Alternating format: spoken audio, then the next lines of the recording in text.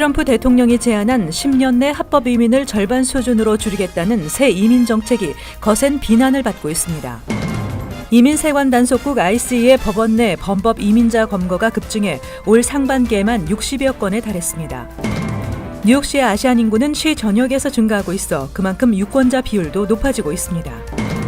법무부가 하버드대에서 아시안 학생들이 입시 전형에서 차별을 받고 있는지에 대해 집중 조사할 것으로 전해졌습니다.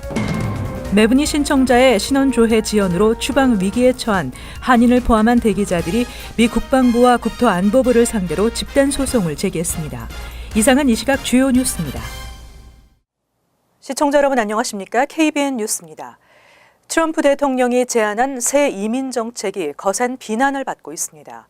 새 이민 정책은 메리트 베이스 시스템 도입으로 10년 내 합법 이민을 절반 수준으로 줄이겠다는 계획입니다.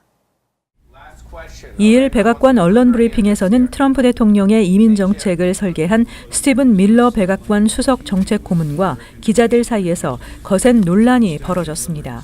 새 이민 정책이 도입한 메리트 베이스 이민 시스템은 합법 이민자라도 미국에 들어오려면 미국 경제에 도움이 될 만한 기술이나 학력, 성과 등을 보유하거나 영어 구사에 능통해야 유리하다는 단서가 붙습니다. 이 같은 새 이민 시스템을 통해 연간 100만 명에 달하는 영주권 발급 건수를 10년 내 절반 수준인 50만 장으로 줄이겠다는 계획입니다. 밀러 고문은 언론 브리핑에서 뉴욕타임즈를 사례로 들며 새 이민 정책에 동의하지 않는다면 뉴욕타임즈도 외국에서 온 미숙련 저임금 근로자가 넘쳐나게 될 것이라고 말하자 뉴욕타임즈의 글렌 트러시 기자가 즉각 반발하며 구체적인 통계를 제시하라고 말하고 미숙련 이민자 유입과 미국 근로자들의 직업 상실에 연관성이 없다는 연구도 많다고 밝혔습니다. 워싱턴 포스트는 신문을 통해 새 이민법을 적용하면 이민 당시 특별한 기술도 없고 영어도 구사 못한 트럼프 대통령의 조부도 미국에 못 들어왔을 것이라고 지적했습니다. CNN의 짐 아코스타 기자는 자유의 여신상에 적힌 글귀를 놓고 이번 정책이 미국의 정신에 근본적으로 위배된다고 밝히자 밀러 고문은 자유의 여신상의 글귀는 이민자와 무관하다는 취지의 발언을 했다 비난을 샀습니다. 논란이 되고 있는 새 이민 정책, 높은 학력과 영어가 능숙하다면 크게 걱정할 일이 아니라고 하는데요. 분야별 점수는 어떻게 차이가 있는지 김지수 기자가 정리했습니다. 이른바 스템이라 불리는 과학기술 분야의 박사 학위가 있고 26세에서 30세 사이로 영어가 능숙하다면 새 이민 정책이 오히려 도움이 됩니다. 새 법안은 현재의 취업 기반 비자를 점수제로 바꾸는 게 핵심입니다. 주요 항목은 나이, 교육, 영어 수준, 직업 소득 등으로 합계 점수가 30점을 넘어야 이민 신청이 가능합니다. 나이는 26세부터 30세까지는 10점을 받지만 22세부터 25세까지는 8점, 18세부터 21세는 6점이며 18세 미만과 51세 초과 신청자의 점수는 0점입니다. 학력은 미국 내 박사학위는 13점, 석사학위는 8점, 대졸은 6점이며 고졸의 경우는 1점에 그칩니다. 영어 시험 점수도 필요합니다. 만점의 경우는 12점을 받지만 60% 이하의 경우 0점 처리됩니다. 임금 수준도 중요한 항목입니다. 중위소득의 300% 이상의 경우는 13점, 200%는 8점을 받습니다. 새 이민 정책은 투자 이민 프로그램을 폐지하는 내용도 포함하고 있습니다. 하지만 투자 정도를 점수제로 전환, 미국에서 새 영리 기업을 3년간 운영하며 135만 달러를 투자하는 지원자에게는 가산점 6점을, 투자액이 180만 달러로 증가하면 가산점은 12점으로 늘어납니다. 새 이민 정책은 신청자가 배우자를 데려오려는 경우 배우자 역시 같은 기준에 따라 점수를 얻어야만 합니다. KBN 뉴스 김지수입니다. 이민세관 단속국 ICE의 법원 내 범법 이민자 검거가 급증해 올 상반기에만 60여 건에 달했습니다. 이는 지난해에 비해 5배가 넘는 수준입니다. 따라서 이민자들이 범죄 피해 신고도 꺼리고 있어 범죄 증가로 이어질 것이라는 우려가 제기되고 있습니다. 3일 이민자 권익 옹호 비영리 단체인 이민자 보호 프로젝트에 따르면 지난 1월에서 7월 사이 7개월 동안 뉴욕주 법원 내에서 60여 명 이상이 ICE 요원에 의해 체포됐습니다. 지난해엔 11명, 2015년에는 14명에 불과했습니다. 또한 ICE의 검거 작전은 형사 법원뿐 아니라 가정 법원으로까지 확대된 것으로 나타났습니다. 이 기간 동안 ICE에 체포된 이민자 중에는 영주권자, 가정폭력 피해자, 경범죄자도 다수 포함돼 있었습니다. ICE는 학교나 종교기관 일부 의료기관에서는 단속 활동을 펼치지 않고 있지만 법원은 이 범죄에 포함되지 않아 그 간접적 피해가 일반 시민들에게까지 번지고 있다는 지적이 나오고 있습니다. 에릭 슈나이더맨 뉴욕주 검찰총장과 에릭 곤잘레스 브루클린 검사장 대행은 3일 기자회견을 열고 ICE의 법원 내 범법 이민자 검거 활동을 즉시 중단할 것을 촉구했습니다. 곤잘레스 검사장 대행에 따르면 법원 내에서 ICE에 체포돼 추방당할 것을 두려워하는 이민자들이 증인으로 나서길 꺼리고 있으며 범죄 피해를 당해도 신고하지 않아 궁극적으로는 범죄 증가로 이어지고 있다고 지적했습니다. 슈나이더맨 검찰총장은 법원에서 이민자를 겨냥한 수사를 벌이는 행위는 사법 정의 시스템의 권위를 약화시키고 공공 안전을 위협하는 것이라고 역설했습니다. 뉴욕시 아시안 인구가 시 전체의 15%에 육박하고 있는 것으로 나타났습니다. 뉴욕시의 아시안 인구는 시 전역에서 증가하고 있어 그만큼 유권자 비율도 높아지고 있습니다. 아시안 아메리칸 연맹 AAF가 3일 발표한 뉴욕시 의회 선거구별 아시안 인구 증가 현황 보고서에 따르면 시의회 51개 선거구 중 아시안이 10% 이상을 차지하는 선거구는 26개에 달했습니다. 아시안 인구 비율 10% 미만인 선거구에서도 대체적으로 증가율을 보였습니다. 이번 보고서에 따르면 뉴욕시 전체 아시안 인구는 지난 2015년 현재 123만 명으로 추산돼 시 전체 인구의 15%에 육박하고 있습니다. 특히 시의원 선거가 실시되는 올해 51개 선거구 중 임기 제한 등으로 공석이 되는 선거구는 9개이며 이 중 4개 선거구는 아시안 인구가 10% 이상이기 때문에 아시안에 대한 이해도가 높은 인물을 지원해야 한다는 지적이 일고 있습니다. 하워드 시 AAF 정책 디렉터는 과거에는 아시안들이 특정 지역에 몰려 있었다면 지금은 시 전역에 확산돼 있고 유권자 비율도 높아지고 있다고 설명했습니다. 그러나 역시 아시안이 집중돼 있는 곳은 플러싱과 베이사이드, 우드사이드 등 퀸즈 지역으로 나타났습니다. 아시안 인구가 가장 많은 곳은 20선거구 플러싱이었으며 오클랜드 가든스 지역인 23선거구가 뒤를 이었습니다. 한인은 아시안 인종 중 세 번째로 많은 비율을 차지하고 있는데 한인 인구가 가장 많은 선거구는 20선거구, 베이사이드의 19선거구였습니다. 법무부가 하버드대에서 아시안 학생들이 입시 전형에서 차별을 받고 있는지에 대해 집중 조사할 것으로 전해졌습니다. 연방 법무부는 소수계 우대 정책을 운용하는 대학을 중심으로 백인 역차별 조사에 착수할 것이라고 발표한 바 있습니다. 3일 하버드대 교지인 크림슨에 따르면 연방 법무부는 2015년 아시안 단체들이 하버드 대학을 상대로 제기한 입시 차별 행정 소송을 토대로 집중 조사를 펼칠 계획입니다. 연방 교육부가 케이스를 기각 처리한 지 2년 만에 법무부가 재조사에 착수하는 것입니다. 한인과 중국, 인도, 파키스탄계 64개 단체가 동참한 이 소송은 법무부와 교육부에 하버드대의 아시안 학생 입시 전형 실태 조사를 요구하고 하버드 대학과 다른 아이빌리그 대학들의 입시 전형에서 아시안 학생 차별 중단을 촉구하고 있습니다. 소장에 따르면 지난 2013년 하버드대 등록 신입생은 18%며 브라운대와 컬럼비아대, 커넬대, 프린스턴대, 예일대 등 다른 아이빌리그 대학들도 아시안 신입생 비율은 14에서 18%로 비슷한 수준입니다. 그러나 입시 전형에서 인종심사를 금지한 캘리포니아주의 경우 상황이 다르다는 게 원고 측의 주장입니다. 실제 2013년 UCLA의 경우 신입생 중 아시안은 34.8%를 차지했고 버클리는 32.4%, 칼텍은 42.5%를 기록했습니다. 결국 다양한 인종에게 균등한 교육 기회를 보장한다는 소수계 우대 정책이 아시안 학생들에게는 오히려 걸림돌이 되고 있다는 것입니다. 한편 교육 전문가들은 트럼프 행정부가 소수계 우대 정책을 폐지하려는 꼼수를 부리는 것이라는 분석입니다. 매분위를 통한 군 입대 대기자들이 미 국방부와 국토안보부를 상대로 집단 소송을 제기했습니다. 외국인 특기자 모병 프로그램 매분위 신원 조회 지연으로 한인을 포함한 대기자들은 추방 위기에 놓였습니다. 3일 매클라치 보도에 따르면 한인 박모 씨 등 10명은 최근 연방법원에 제출한 집단소송 소장에서 국방부에서 신원조회를 늑장 처리하면서 시민권 취득이 지연되고 있다며 조속한 처리를 촉구했습니다. 원고들은 모든 원고는 국방부와 약속한 대로 군대에 입대한 후 훈련을 마치고 자대 배치를 기다리고 있는데 신원조회 절차가 늘어지면서 일부는 추방 위기까지 처했다고 주장했습니다. 또 현재 회복할 수 없는 피해를 당했다며 경제적 문제는 물론 체류 신분과 직업, 운전면허, 또 아픈 가족을 보기 위해 필요한 여권 등 모든 것을 잃을 위기에 처했다고 덧붙였습니다. 한편 이번 집단소송 외에도 지난 2월과 4월, 5월 등 수개월 동안 국방부와 국토안보부를 상대로 유사한 내용의 소송이 잇따라 제기되고 있습니다. 지난 2008년부터 시행된 매브니 프로그램은 특정 자격을 갖춘 외국인에 대해 미군에 입대할 수 있는 자격을 주고 10주간의 훈련이 끝나면 영주권 절차 없이 바로 시민권을 부여했습니다. 하지만 외국인 입대가 안보에 잠재적 위험이 될 수 있다는 이유로 1,800여 명의 입대가 취소될 위기에 놓였으며 이 중 1,000명은 입대 대기 기간 중 비자가 만료돼 체류 신분이 없는 상태로 추방 위기에 놓인 상태입니다.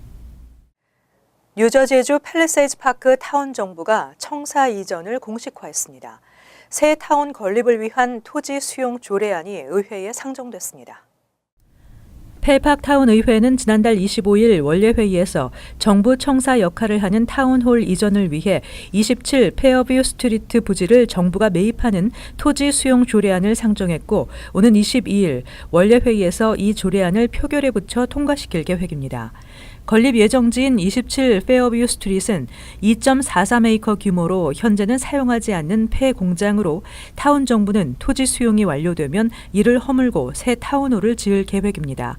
해당 부지는 한인 2명이 공동 소유하고 있는데 현재 정부와 토지 소유주가 각각 부동산 가치 평가 작업을 진행 중으로 알려졌습니다. 정부 측은 토지 수용 조례안이 통과되는 대로 가치 평가를 통해 산정된 가격을 바탕으로 소유주와 매입가 협상에 나설 계획입니다. 새 타운홀은 행정부, 경찰서, 소방서 등 정부기관 외에도 체육관, 레크레이션 센터 등으로 이루어진 복합청사로 세워질 계획이며 타운의 주차난 해결을 위해 주차장 건립도 논의되고 있습니다.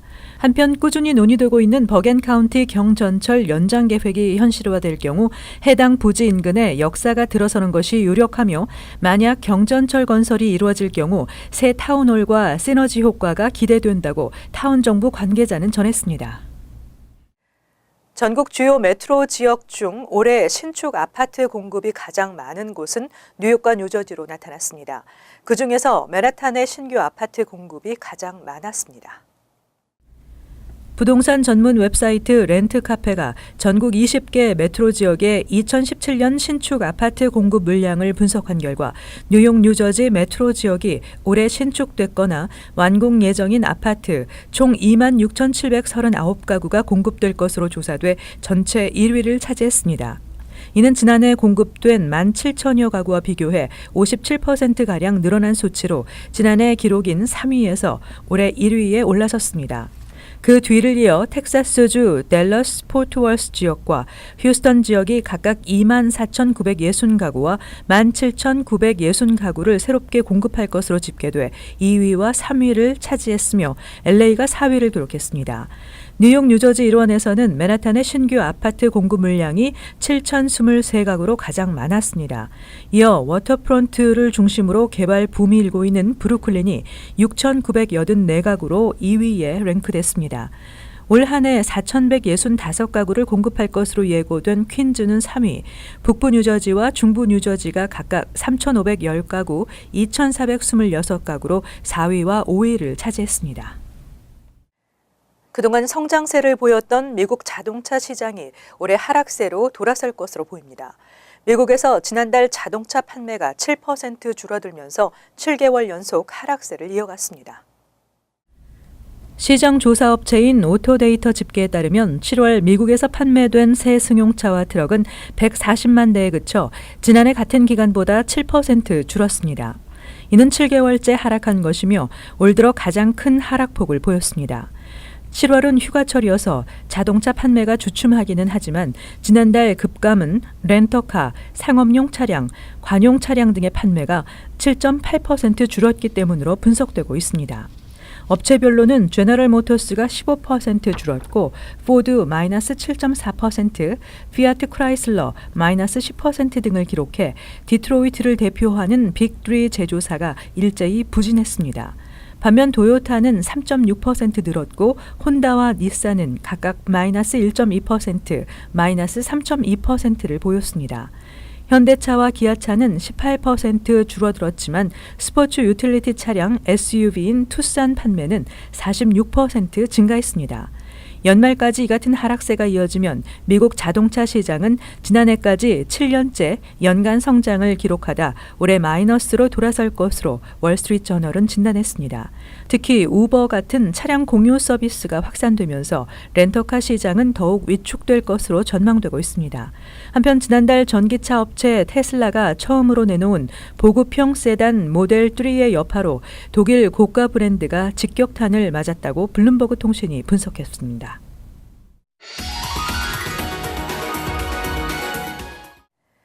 이어서 LA 지역 한인사회 소식입니다. LA 지역의 렌트비가 5% 상승할 경우 주민 2천여 명이 길거리에 내몰릴 것이라는 연구 결과가 발표됐습니다. 부동산 전문 리서치 회사 진로위에 따르면 미 전역 25개 대도시를 대상으로 센서스 자료와 노숙자 인구 수를 비교해 집값 상승이 주민들에게 미치는 영향을 분석한 결과 주택난이 심각한 LA 카운티의 경우 렌트비가 5% 상승하면 지역 주민 2천여 명이 노숙자 신세로 전락할 것으로 전망됐습니다. 이에 대해 전문가들은 LA 지역 주택 렌탈 공실률은 2.6%에 불과해 렌트비가 상승될 경우 저소득층 주민들은 노숙자 신세를 면치 못할 것이라고 지적했습니다. 한편 전문가들은 내년 LA 지역 렌트비는 4.5% 더 오를 것으로 예상된다며 주택난이 더욱 심각해질 것으로 내다봤습니다. 최근 미국의 10대 청소년의 자살률이 급증하고 있는 것으로 나타났습니다. 연방질병통제예방센터 CDC에 따르면 지난 2007년부터 2015년까지 15세에서 19세 사이의 미국 10대 청소년의 자살률을 분석한 결과 8년 동안 31% 증가한 것으로 조사됐습니다. 특히 이번 조사에서 10대 소녀들의 경우 같은 기간 동안 자살률이 2배나 급증한 것으로 나타나 40년 만에 가장 높은 수치를 기록했습니다. 이와 관련해 오하이오 대학 심리학과 부교수 칼 티슬러는 응급실에서 헤로인 등의 약물을 과다 복용해 숨지는 청소년을 자살로 분류하는 경향이 있고 자살을 부추기는 온라인 사이트 등의 영향으로 10대 청소년의 자살률이 증가하고 있다고 분석했습니다. 한편 CDC에 따르면 성별로는 여성이 남성에 비해 자살 충동을 느끼는 확률이 더 높으며 여성들은 주로 약물 복용을 통해 남성들은 총기를 이용해 스스로 목숨을 끊는 것으로 드러났습니다. 이어서 간추린 소식입니다.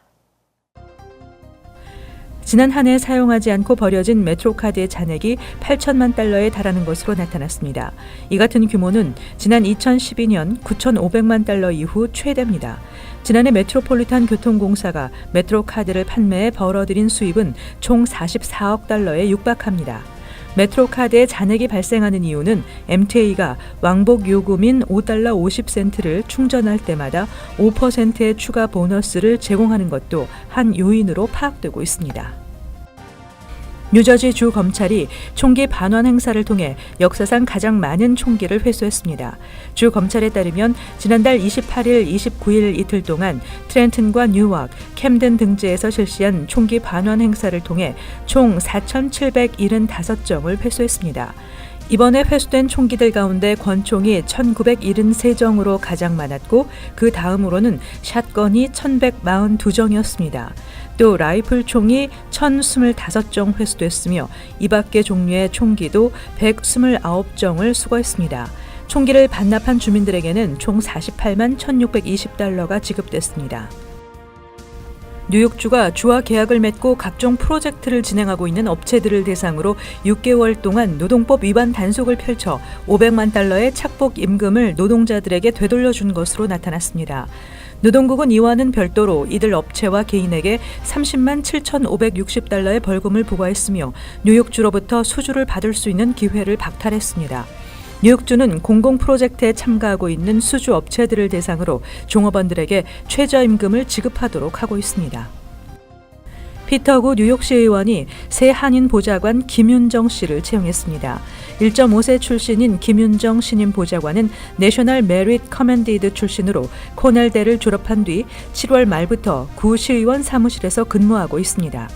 김 보좌관은 구의원과 한인사회 사이에 탄탄한 다리 역할을 하겠다며 구의원을 적극 도와 한인사회의 목소리를 최대한 시의회에 전달하도록 노력하겠다고 말했습니다.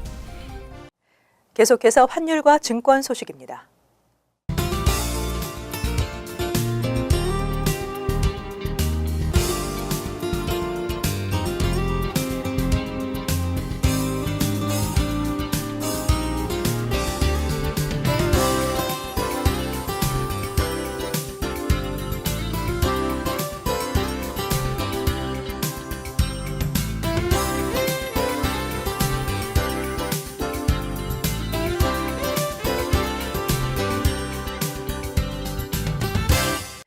끝으로 날씨 전해드립니다. 토요일은 차차 흐려지면서 천둥과 번개를 동반한 소나기가 내리겠습니다. 낮 최고 기온은 85도, 섭씨 28도, 밤 최저 기온은 64도, 섭씨 19도 예상됩니다. 일요일은 맑고 화창한 날씨 보이겠습니다. 월요일은 흐리고 비와 강한 소나기가 예상됩니다. 이상으로 KBN 뉴스를 마칩니다. 즐거운 주말 되시기 바랍니다.